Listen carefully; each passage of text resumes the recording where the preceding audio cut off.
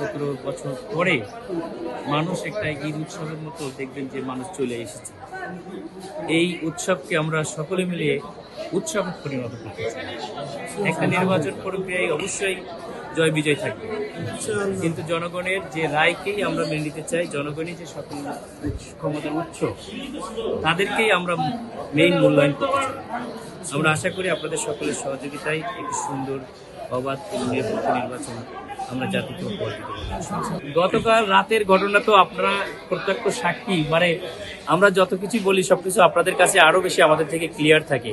হয়তো আপনারা অনেক কিছু প্রকাশ করতে পারেন, অনেক কিছু পারেন না, সেটা আপনাদের মিডিয়া হাউস অনেক সময় অ্যাকসেপ্ট করে না, অনেক কিছু প্রকাশ হয়ে আবার ডিলিটও হয়। সুতরাং আপনাদের মাধ্যমেই তো আমরা আরো ভালোভাবে জানতে পারি।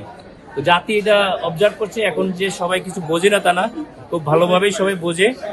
আমরা ওই পুরনো কালচার থেকে বের হয়ে আসতেছি, ইনক্লুডিং আপনাদের পেশায়ও অনেকে বলেছেন যে আসলে এই পেশা থেকে বের হতে চাচ্ছে। তো আমরা ওই কালচারে থাকবো না। আমরা যদি পাশ করি, আপনাদেরকেও পুরো স্বাধীনভাবে যেন আপনারা সংবাদ পরিবেশন করতে পারেন, সেটার ব্যাপারে আমরা উদ্যোগ নেব ইনশাআল্লাহ। তো আমার আসলে নির্বাচন তো ফ্যাক্টর না, আমার মানব কল্যাণই হচ্ছে প্রধান উদ্দেশ্য। সেটা হয়তো অনেকে জানতো না, এটার মাধ্যমে জানছে। আমার যে ফাউন্ডেশন লতিফ রাশিদ ফাউন্ডেশন 10-15 বছর ধরে কাজ করছে, মানুষের কল্যাণের জন্য কাজ করাই আমার হচ্ছে লক্ষ্য, উদ্দেশ্য। আল্লাহ আমার নেক কাজগুলোকে যেন কবুল করে, এই নিয়াতে আমি কাজ করে যাব। যদি পরাজয় হয় সেখানে আমার কাজ বন্ধ রাখতে হবে তা না, অবশ্যই এই মানুষের জন্য আমার যে দায়বদ্ধতা, মানুষের জন্য কিছু করার, এটা অবশ্যই আমি অব্যাহত রাখবো ইনশাআল্লাহ।